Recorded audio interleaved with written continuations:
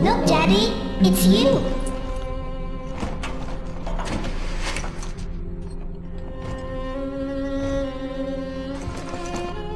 Let's go out to play, Daddy.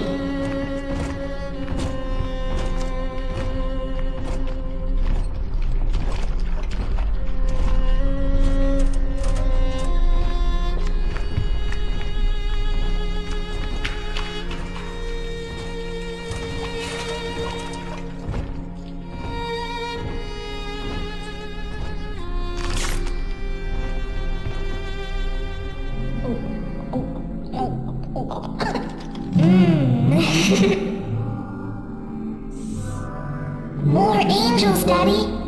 This way.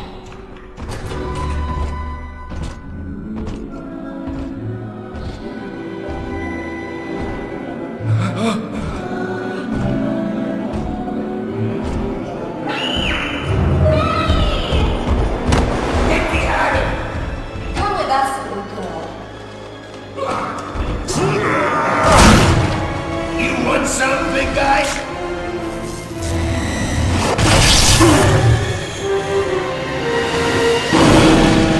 Bigger than hard! Harder than hard!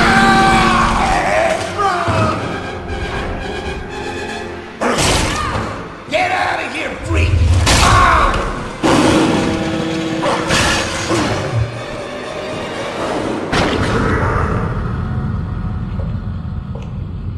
There we are. He's perfectly safe now.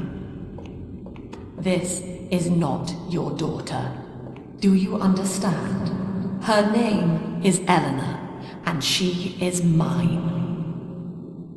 Now, kneel, please. Remove your helmet.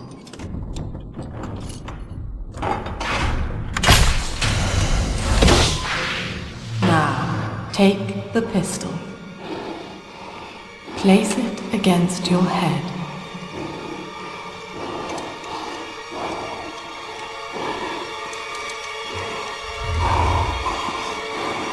Fire.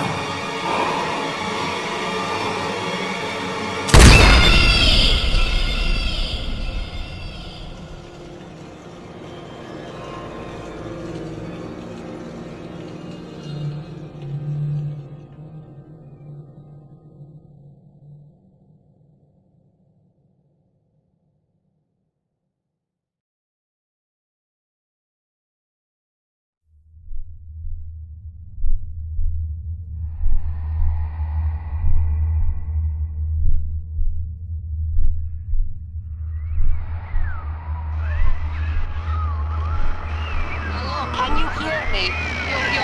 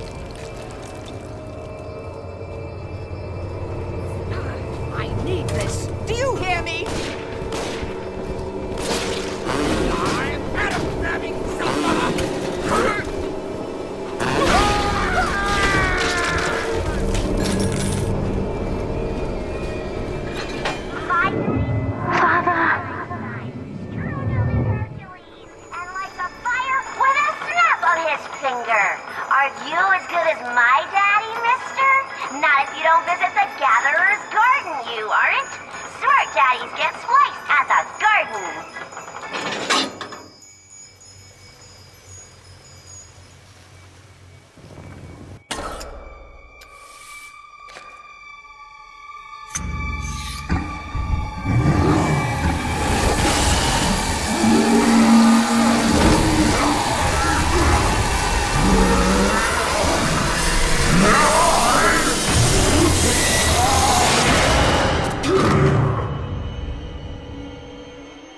Daddy was sleeping for such a long time, and Eleanor has missed you. Find her and you'll be all better.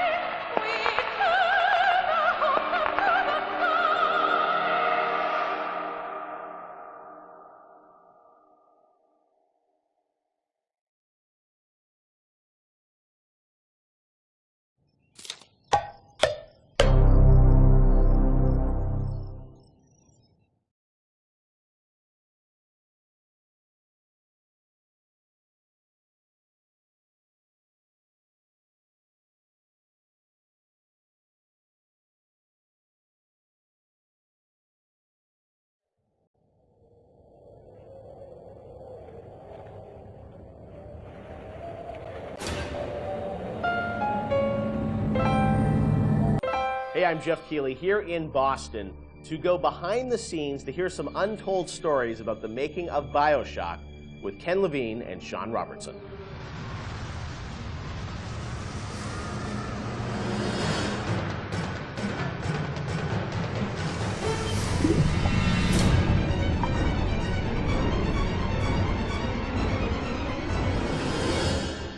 Let's talk a bit about the theme and setting of BioShock, Rapture. I think a lot of people, when they played the game for the first time, Ken, they wondered, how did you even dream up this place? And I know you said publicly before that part of the reason you what led you to Rapture was this idea of fully simulating a place. Tell us about that sort of idea and the frustrations you had with other games where you sort of hit a bound. I think our philosophy was always to do what we were doing 100% rather than try to do something bigger and do it 50% or 40%. So one of the ideas of, and this sort of came from System Shock 2 as well, where you focus on an area that you can really bring to life and you kind of eliminate the questions of, well, why can't I go over the bridge to New Jersey? So we were able to really make a place, I think, that felt believable and real, even though in actuality it was really quite limited. But we just sort of dressed it with all these buildings outside that were all, they were all basically glorified fakes. We let the story drive what we needed to show rather than some kind of like predetermined map which we sat down, which is a little different than like System Shock 2, where we actually mapped a spaceship out deck by deck. Yeah. Because I don't know what the philosophy felt a little different there, because you want to feel like a real spaceship that was sort of stacked on top of each other. Rapture was free to sprawl across the ocean floor. Although you guys originally, John, were talking about doing this game on a sort of spaceship again, right? Yeah, when we first started talking about what the spiritual successor to System Shock 2 was going to be, Spaceship came up, but again, you know, we wanted a limited environment, and we didn't necessarily want to do Spaceship again. And our first actual exploration of this space was underwater, but ultimately ended up looking like a spaceship. It just happened to have a couple of seaweed fronds outside. And that started to push us towards what artistic statement that we wanted to make this look different, and what rules we were going to set for the world. How at every turn we were going to try to remind the player that they were in fact underwater and that this wasn't a spaceship. And how, like, underwater, we obviously know you did underwater, then sitting in the sky, like, where did you come with the idea of, like, doing this underwater? I think there was probably a conversation. It's like, well, what kind of places could be cut off from other places? Yeah. Like, well,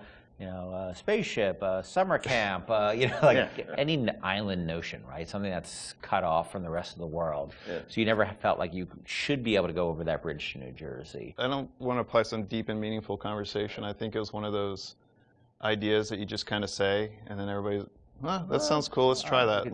Let's go for it. And I think it lended itself to having very nice views out the window without having to build an insane amount of unique assets. Right. By today's standards, we still were a small team back then. And there's an expectation that because you're underwater, the view distances are going to be short, so you can really kind of fade out into the fog at a short distance and not have the expectation that, why can't I see forever? So there's a lot of limitations in a good way that we put on ourselves by being underwater, as opposed to, like, if you're on a cruise ship, then you'd expect to see across the water, and we'd have to deal with that. Same thing with an island. Or and a city in the sky. Yeah, exactly. Which was a lot more complicated, yeah. So you came up with the idea of, let's do this underwater, let's do this sort of isolated place. Then you had to answer the question of, you know, why would someone build this? Is that sort of how it worked, sort of order of operations? You then had to come up with a story to explain? Yeah, I think we wanted a very believable reason why they'd be there. Right. And sort of the necessary isolation of the place sort of led to, well, what kind of person would want to do this? And I wasn't even particularly aware of the sort of political implications of what I was reading, but I'd been reading, I had read The Fountainhead. Right. By Ayn Rand, and I mostly thought it was an interesting story. Like, I didn't realize that people were sort of basing their sort of political lives around it, because I wasn't that tuned in to that stuff at that point. And so, but I love the dialogue and the kind of speechifying in it, because you can see a video game character speaking with that kind of certainty and that kind of confident philosophy. It just seemed like a natural kind of thing to apply to this place, and so it just sort of all came together as a sort of who is the guy who would do this? Well, you know, that character. It was sort of this amalgamation of characters from Ayn Rand's books and Ayn Rand herself. This sort of idealistic person who says, well, the only way to do this is to separate from the rest of the world, and that led to Andrew Ryan. I am Andrew Ryan, and I'm here to ask you a question. Is a man not entitled to the sweat of his brow? No, says the man in Washington, it belongs to the poor. No, says the man in the Vatican, it belongs to God. No, says the man in Moscow, it belongs to everyone. We knew from a technical standpoint that we wanted isolation. We also knew to sell it, we needed a compelling storyline, a backstory that why would this place exist? Otherwise, how are we going to make Rapture feel like it's lived in if we don't have the reason for it to be there? So once we decided on the underwater location and then the closed off spaces, that objectivist story kind of came in and made the art stronger and made the level design stronger, because we could feed back into that loop. And I think that's why we had to have sort of Andrew Ryan's pitch right at the beginning of the game. We wanted people to understand why somebody would go there, And so he makes this very personal one-to-one pitch to the gamer, but also that was the pitch he'd make to people, which was, there's a place that you can be free of all these things, where you can not be sort of put upon by the government and not be afraid of nuclear war and not be afraid of all these other things that will plague you on the surface. We wanted that pitch to sort of resonate and make sense, because that's, otherwise by the time you got there, you'd be like, well, this place is just fantasy. Nobody would ever come here. And that the beauty of the place also was also tied into that. It had to be a very attractive proposition, or people who would believe that people would go, leave their lives and go to the bottom of the ocean. I'm sure in some ways you had to convince the team and enroll them in your sort of vision of, who this character was going to be and what the setting was going to be. How did that work, Sean? I mean, did Ken come in and say, hey, I've been reading these books, and I think we could sort of... I believe he just came in one day on a horse and said, Ayn Rand, everybody read The Fountainhead. Exactly. I bought 30 copies of it. Yeah, I think, Here's a 2,000-page book or something. Yeah. Go read it. And it really is more organic. Like I said, we knew that we had this location, and you struggle to fill it with stories, and you struggle to find meaning of why does this place exist? What's my motivation? And as Ken started to explore Ayn Rand a little more and started talking to us about it, and we were having that conversation, and it's like, oh, this could totally work. Like, this is exciting. Like, this is something that really hasn't been done in a video game before. And if we had flipped it and come up with the idea first before the location, I don't think we would have really been that excited about it. But we had a location, and now we're trying to fill it with that story, and because of the order of operation there, you start to get excited, like, oh, I could totally make this work. This is going to really make it feel like a lived-in space. As you think of sort of the the setting, and you think of maybe a character or something, was there a moment that you think back as like, oh, like right then and there, like I got excited when you attached the Ayn Rand For me, stuff it was going to Rockefeller Center and seeing the visual. Uh-huh. So I told this story before, but my wife and I were in New York, and we went to Rockefeller Center, which was, if you go to Rockefeller Center, it basically looks exactly like Rapture. It's because every building, you're sort of encircled. It's this block in New York, or a couple of blocks in New York, where Radio City Music Hall is, and where 30 Rockefeller Plaza is, where you see that show 30 Rock, and the ice skating rink, and where they put the Christmas tree. And it's this very iconic location, but what's cool about it, it's all one, unlike the rest of the city. Everywhere you look, it's one architectural style. It's Art Deco. And it's very iconic Art Deco.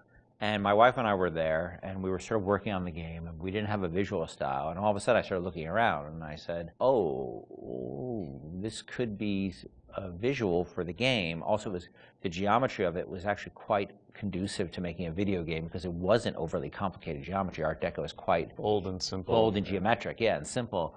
And so my wife and I bought a couple of tourist cameras this was before iPhone cameras, exactly.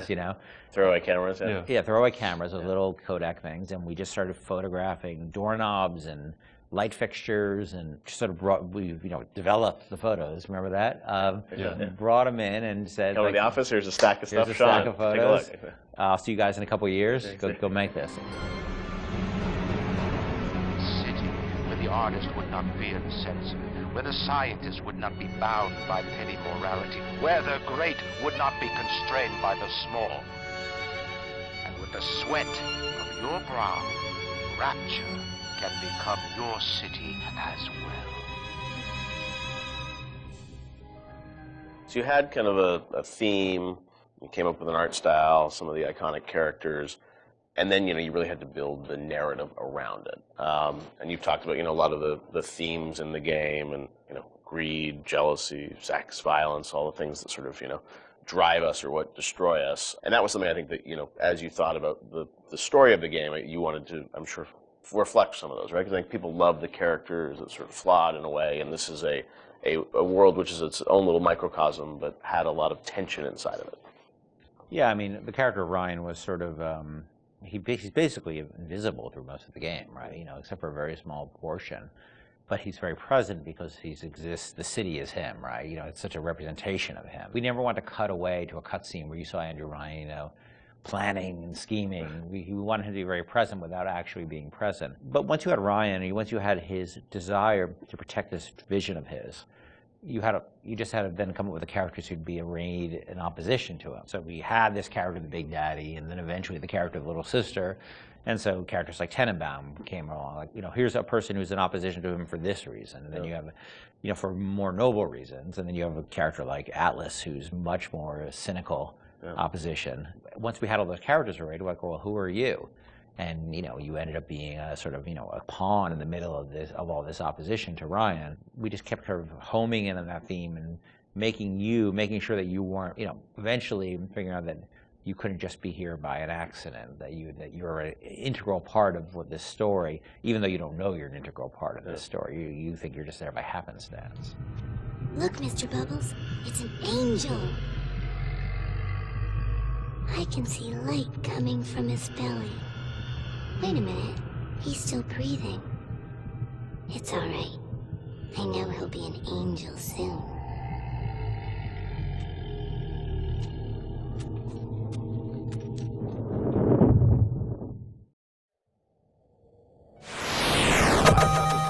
In many regards when it released in 2007, though fundamentally it shared many consistencies with Irrational's System Shock series. What elements of System Shock translated into BioShock, and what was refined, altered, and innovated upon to create the world of Rapture? Let's take a look at the long road from System Shock to BioShock.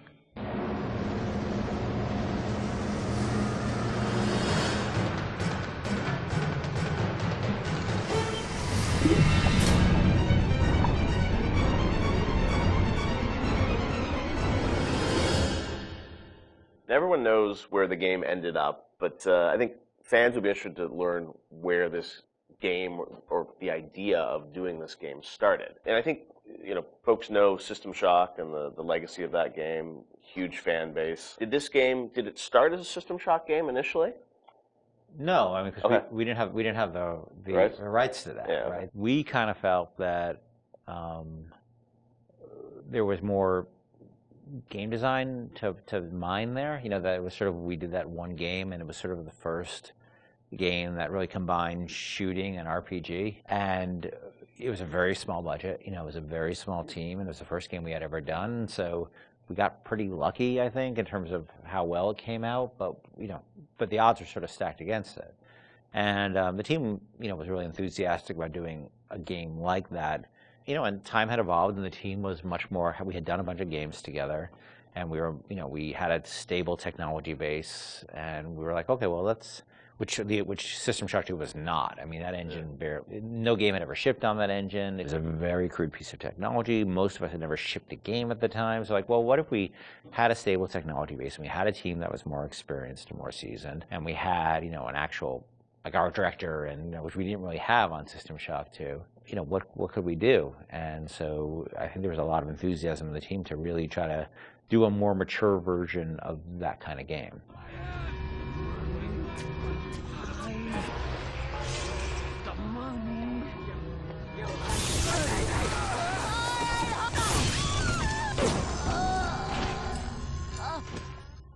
This is before we had sold the company to Take-Two, and we were an independent developer, right? We were sitting there, we were using the money we made from other development deals we had, and we would try to scrape together whatever time and money we had to work on this thing. And it was not actually something I was particularly keen on doing. The team was much more keen on doing a sort of a System Shock-ish game than I was, because... That's your pitching, right? Like System Shock 3 at one point, right? Well, I mean, there was an actual System Shock 3 that we were pitching back in the day when we were right after System Shock 2, but that never happened. Right, we couldn't get anybody interested, because System Shock 2 sold like 5 copies, right?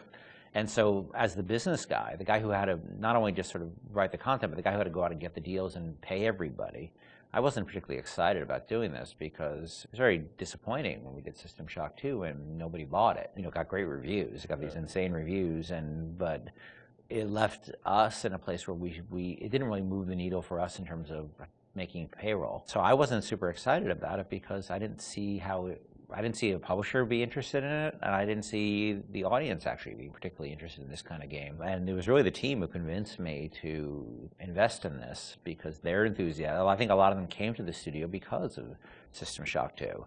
And so finally they sort of battered me down. And it's good they did, because I was not the first fan of doing this. And I know initially there was something called the Serene Dawn. That was a spaceship, or what was that? No, that was the name of a cult, right? Cult, Yeah. That's right.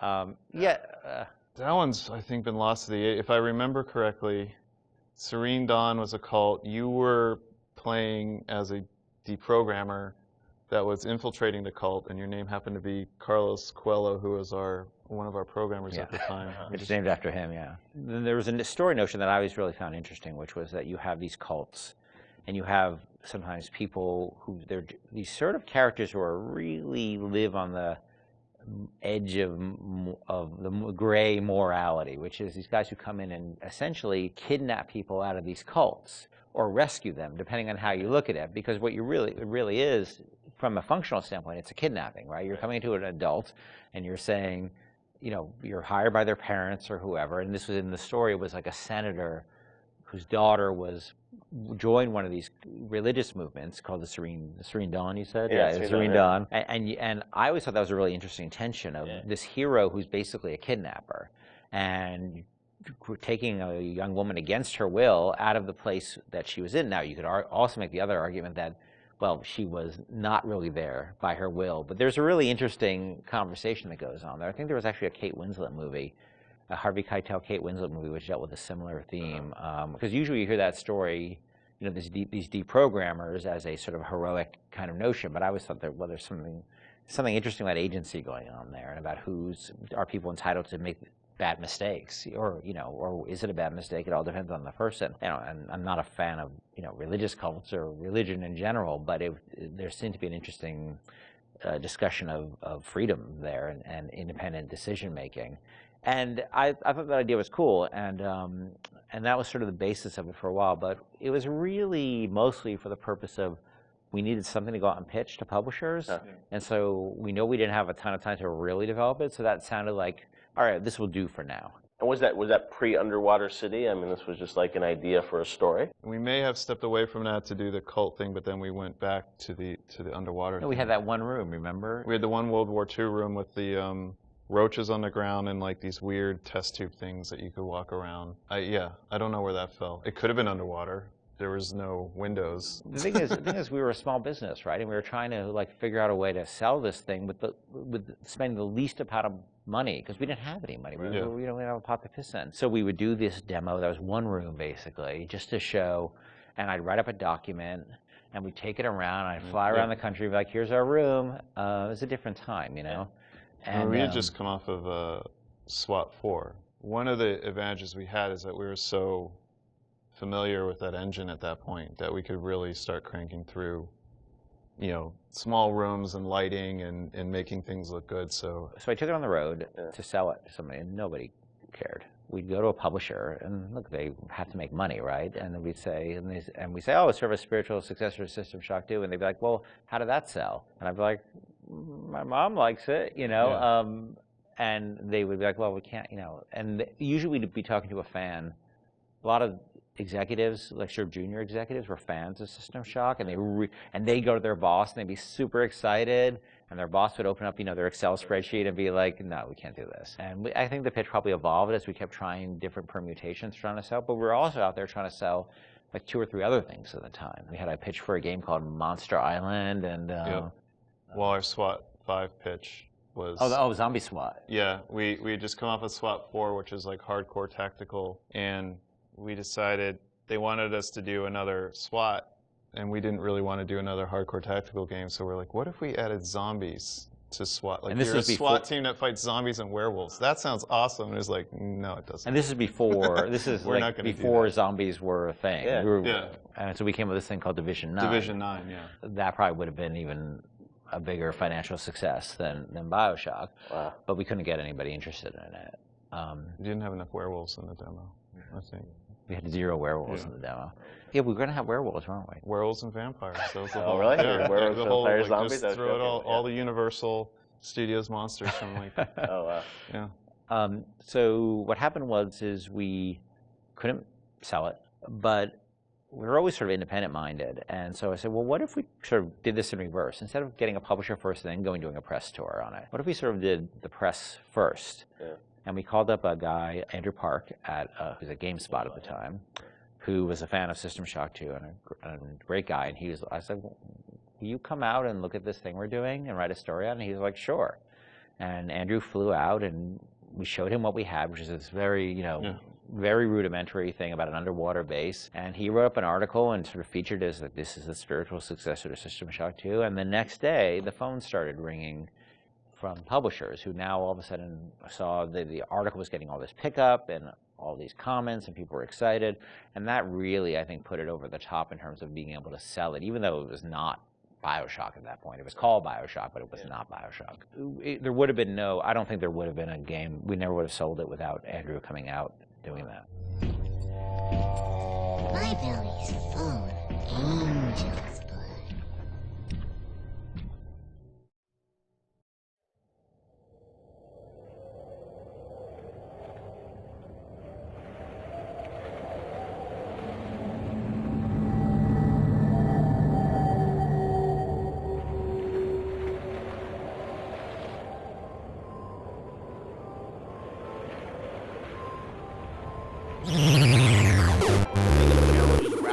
When developing BioShock was figuring out a way to retain the feeling of a deep RPG while making the game accessible to a broader console audience.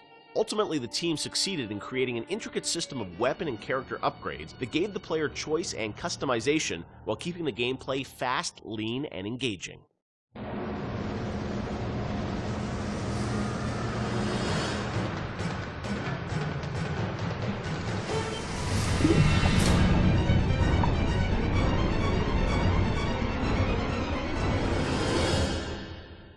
One of the hallmarks of BioShock, to me at least, was that it really blended RPG and sort of first-person action game together in a way that, is sort of standard today, but a decade ago was really pretty revolutionary. And I know for the team, I think at some point it became clear that you wanted this to work on consoles, not on PC, right? Well, both, yeah. Yeah. But so the idea of, doing a console game and a PC game, and doing something that sort of felt like a shooter but had much more depth. And I know in some of the early design docs you talked about sort of creating an FPS plus versus an RPG light. What was the difference in your mind between those two? I think for us is the big difference between System Shock and BioShock ended up being that System Shock was more about your character growth and BioShock was more about the environment. Because with System Shock, we really didn't have System Shock 2. We didn't really have either the art team to make enough assets or the visual power to sort of make a really convincing environment. But as we started working on BioShock, the art team was so strong that the ability to tell a story within the environment became the most important thing about the game. And that was sort of not something we thought right at the beginning. That was not really a concept we had. But as we started building things, we could realize that the visual world was the star of this thing. That Rapture was really the star of this thing. And telling the story outside of cutscenes, telling it in the world, so the gamer could discover the story rather than us telling him the story, telling him or her the story. And it was still very much, for the time, I think for the time, quite different than what you had seen in terms of there wasn't a lot of growth in shooters. So It was still, I think, for the time, very, very revolutionary. But I think System Shock 2 was even more ahead of its time in terms of that growth thing, because we defocused a little bit. Primarily, part of it was just figuring out how to do that all on a console controller was very tricky.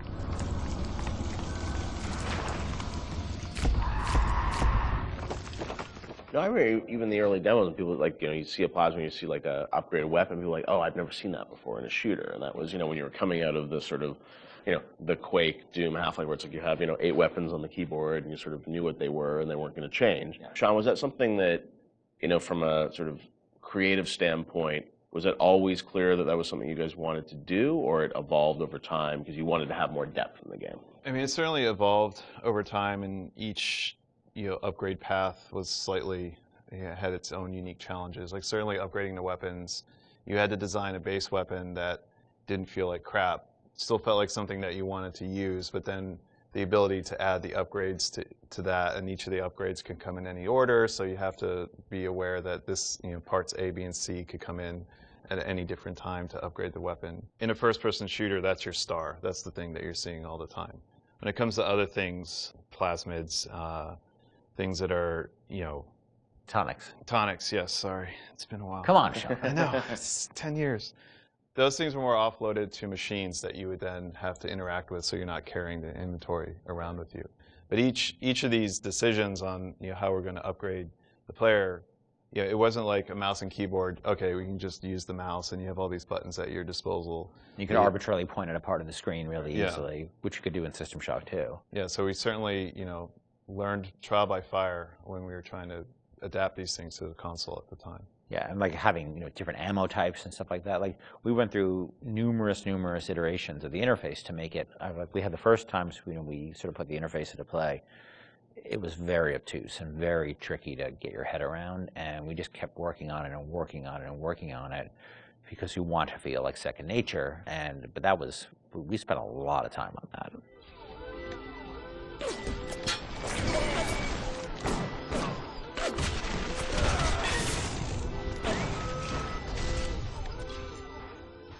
What motivated the idea of having so much choice in the way you could sort of play through this game? What was it to give the player a better sense of authorship over the experience, or what was driving that?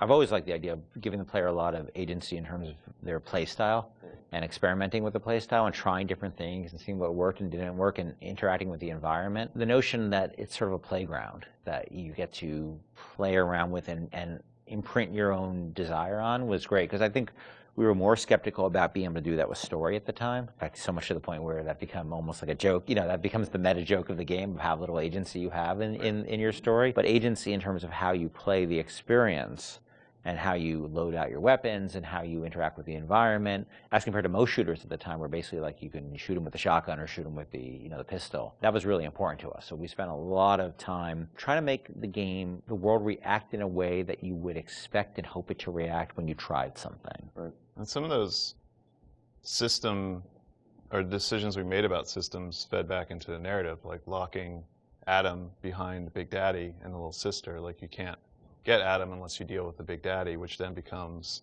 a roving boss fight, which then becomes another system that I don't know if we planned that from the start or was one of those happy, like, serendipity, like, oh, this decision that we made about putting Adam behind the Big Daddy totally works because now we have a different type of boss fight that you hadn't really seen in other games. Actually, it was the other way, because what happened was originally there was no concept of Adam, and Big Daddy just had money and other treasure on them, like every other splicer. Yeah. And they were so tough, nobody would ever fight them, because why on earth would you go after that guy? Right, go off a bunch of small splicers and get the same amount. Yeah. So we had to come up with a currency that was exclusive to them, because we knew that was where the fun was, right? But we also knew people were terrified of them, and we didn't want to fight them. Yeah. So video game development and system development is a lot like economics, right? In economics, you try to encourage certain behaviors through tax, usually through tax policy.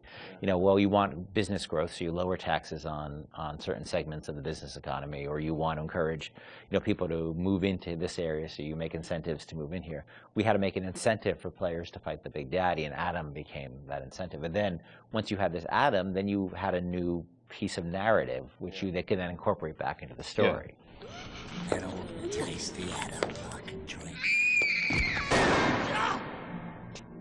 Stay away from her, or it is you who will be shot next. Easy now, Doctor. He's just looking for a wee bit of Adam. Just enough to get by. I'll not have him hurt my little ones. Talk a bit about the plasmids and the vending machines and that sort of whole approach to, I guess, what is kind of a tech tree, but, and coming from PC games, used to strategy games and whatnot with very complicated ways of how you would upgrade things. I thought you guys did a really interesting approach to how you made it very accessible to a console audience. How did that evolve? Did you know the vending machines were going to be there from the get-go? Well, we had vending machines in System Shock 2, so we were sort of lifting that, and I always thought that was a fun notion because it's a affordance that people already understand. They see a vending machine, they know immediately, oh, that's where I buy stuff, right? Yeah. And you also then have to have a shopkeep. When we talked about wanting to make things, put limitations on ourselves so things felt fully believable. Yeah. If we had a shopkeeper sitting there, you can't shoot him. He sits there, he doesn't say anything. Right. And all of a sudden he feels fake. Where a vending machine, the Circus of Values machine, can feel 100% authentic. Right. Despite the fact that it's selling like ammo and stuff like that, which is, But in an objectivist society where you don't have rules and regulations on that type of thing, it feeds back into the narrative. but you don't then break the fiction at all by having these characters who sort of don't really live and breathe in the world. So the vending machines became an important part of that, but we still want to give them character, and hence the, and so that clown image came from a piece of, that image is actually from like a fruit container or something from like the 1940s. Okay. And so we had a book of like royalty-free images, and I saw that image, and I'm like, let's put that clown on it, and we'll call it Circus of Values, and then, we wrote lines for it, decided he'd be this sort of asshole clown, and then we hired the best actor in the world to play that part. That was me.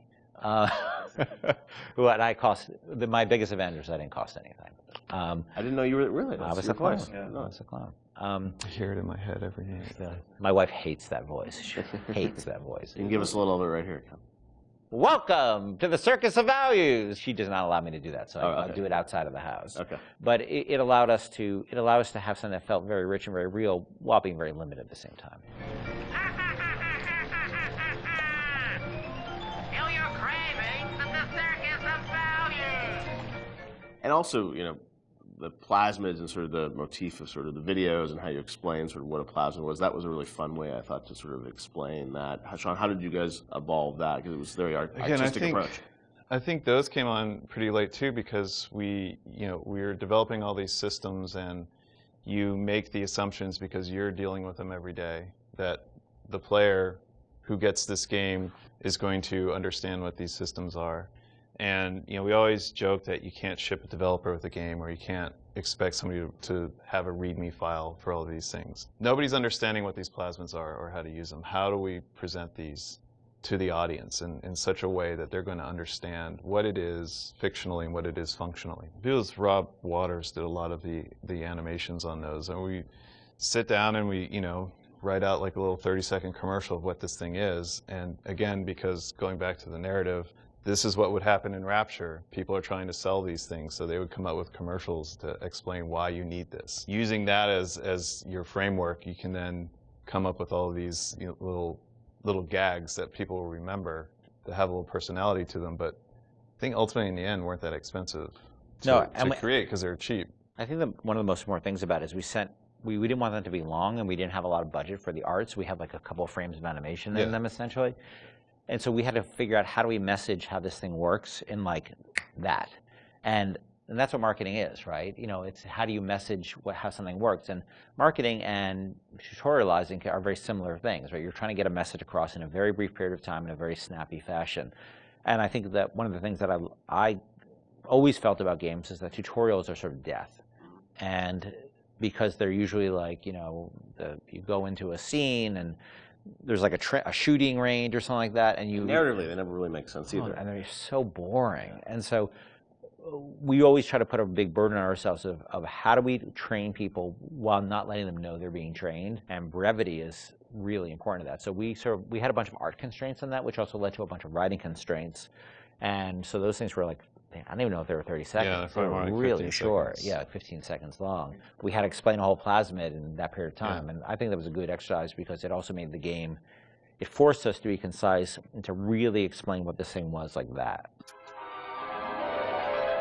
Throw objects at foes. You can even catch grenades and throw them back.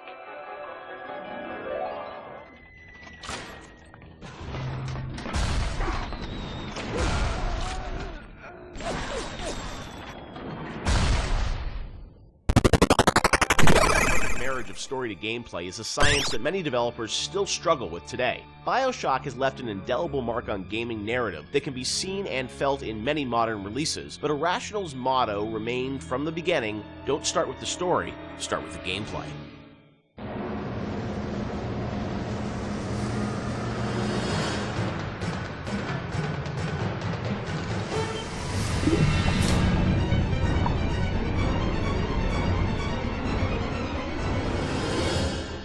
A lot of fans probably wonder about the process you go through in writing the story and the design for a game like BioShock. You've talked about how it evolves over time, and what eventually ships is very different than your initial vision. Do you guys write like a script or a design document for the game, and that becomes sort of the Bible that everyone drives towards, or do you iterate much more? It's different for every game. Like System Shock 2, I wrote I went back to it recently. I wrote a design document, and like we started that project in September, and the design document I saw was dated like October or something. So like in a month, like I wrote the design document, and it didn't change.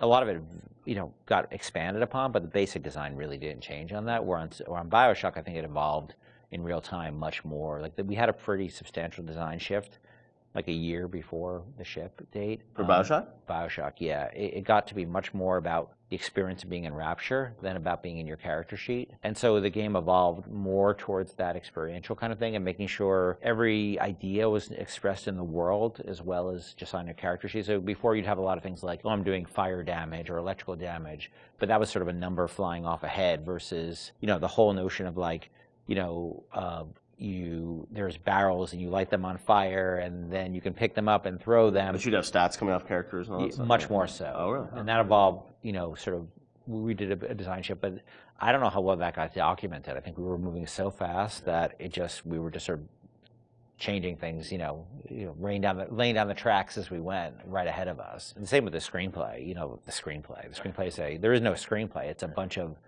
probably Excel files and fragments of Word documents that I'd write and I'd go to recording sessions and I'd rewrite on the fly once I hear the actor perform, because once the actor takes on it, you listen to their voice and you say, what you wrote doesn't really matter. Like, what is the right thing for this actor playing this role to be saying? So I tend to do a lot of rewriting in the session. And then like you have a bug late at night where somebody says, oh, this doesn't make any sense. And you're like, oh God, and you have to write a new audio log and try to get the actor back in.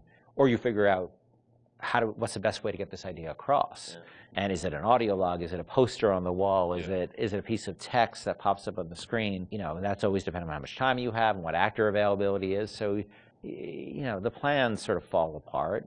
I think we've worked on that a bunch since on the new project we're working on, where we are trying to document things a lot better and keep things a lot more logical. But the train was running so fast on BioShock that we just sort of. Early on, we got the Andrew Ryan scene in, like we'd said before, and that was kind of like the keystone. Like, we're going to put a lot of work into this, so this can't change. Everything that happens before or after that don't really involve a lot of departments working together to make a scene, those things are very malleable. And if you need to change audio logs to represent a story, if you need to add lines or take away lines, that's very doable. And I think for a while we even had like text to speech. We even did that, I remember for Infinite with Booker and Elizabeth and all their dialogue, and that really didn't work very well, because you'd have these dramatic scenes and it'd be like, Elizabeth, we need to go to Comstock, and it just, it almost had no value as far as I was concerned.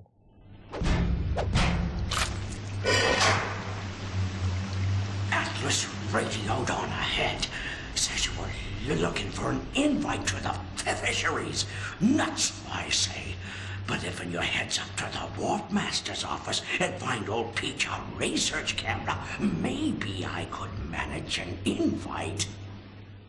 Ken has so much of, these games in his head, and you're sort of, you can keep it all straight, or try to, with all the different things and changes. But from the team perspective, Sean, because this is evolving and Ken's thinking in his head about how this all ties together, how does the team sort of keep up with, what the whole game is going to look like? There's a lot of specifics that can change. For instance, Atlas used to have a Southern drawl. Right. And then, we recast to the Irish. And we actually cast an actor, wrote the lines, did the whole thing, and realized that people hated that character and distrusted him from the first start. So we had to rewrite him, recast him, redo everything. Yeah. From a team perspective, you kind of get a sense on which things are going to be really volatile and that you probably want to push off till later, because if you work on it now, it might change. Larger themes don't tend to change too much, meaning we knew we were in Rapture, we knew we had Big Daddies, we knew we had Little Sisters, we knew we had Splicers, we knew what the arc of the story was about Jack coming into Rapture, and the specifics of this radio log versus that radio log didn't really affect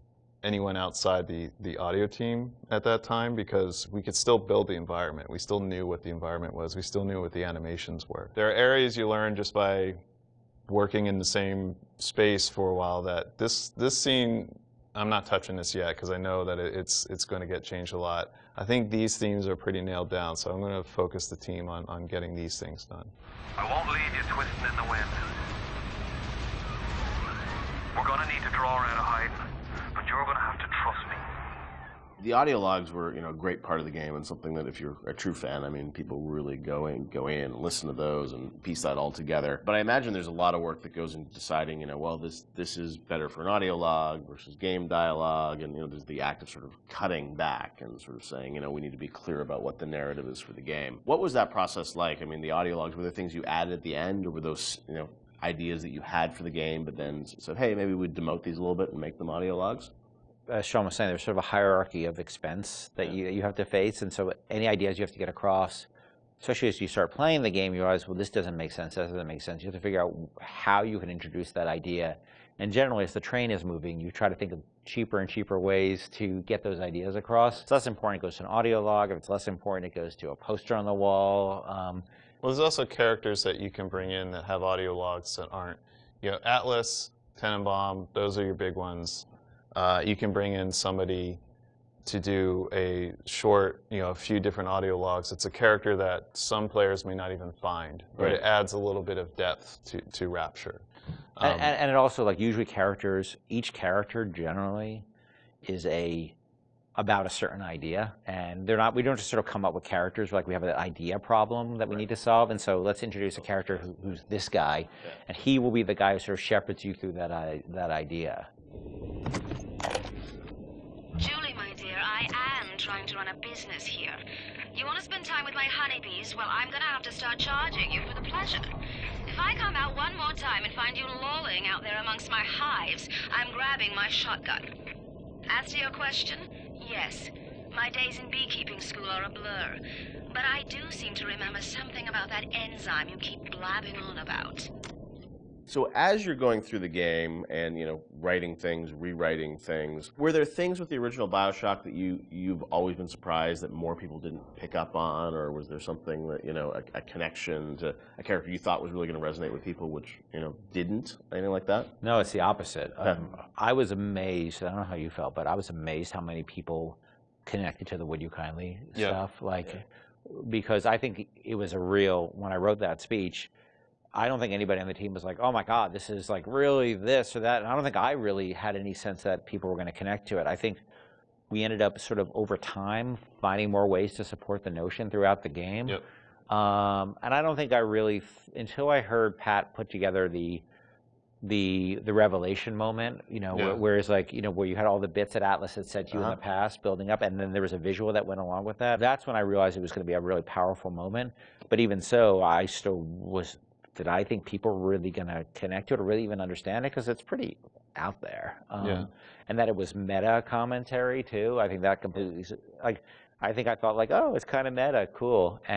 But people connected to it in a much bigger way. Yeah, the choice to age and everything, and also just, being able to kind of roll back and think of all those other moments throughout the game. And so, a great revelation like that, they're few and far between in games where you sort of then you want to play it again, you're just oh wow, really, that does all make sense, right? Yeah, I think as a team, we were definitely proud of what we had done. But up till that point, SWAT 4 was the biggest game that we worked on, and we had no expectation of that anybody would pick this up. Or even BioShock cosplay. I remember the first cosplay I saw with a guy in the Big Daddy suit, and his little daughter was in the kitchen cabinet. I think that was the first one I saw. I was like, what? Whoa, people know this stuff? That's insane. Yeah, people were building these outfits, and that only expanded with Infinite. I mean, that sort of went crazy with Infinite, with people cosplaying Elizabeth and Luteces and Booker. It meant a lot to people, and I don't think that's something we ever saw coming, and we're deeply grateful for it, because it's one thing to make a game and get good reviews and stuff like that. It's another thing to have things that people are having their weddings themed around it, and their tattoos and